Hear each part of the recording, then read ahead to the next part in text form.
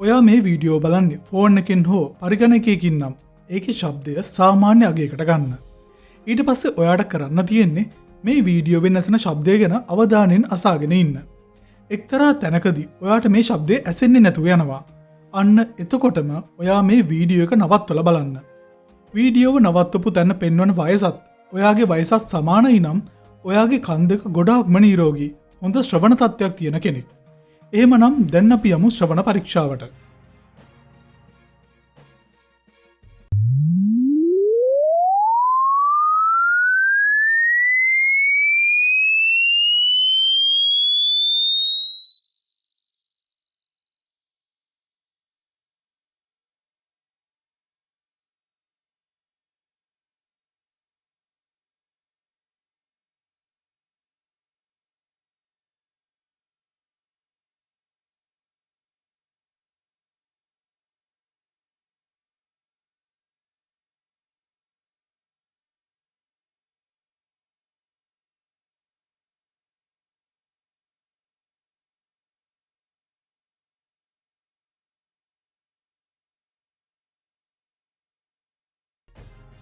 එහෙමනම් දැන් අපි බලමු ඔයාගේ ප්‍රතිඵලය.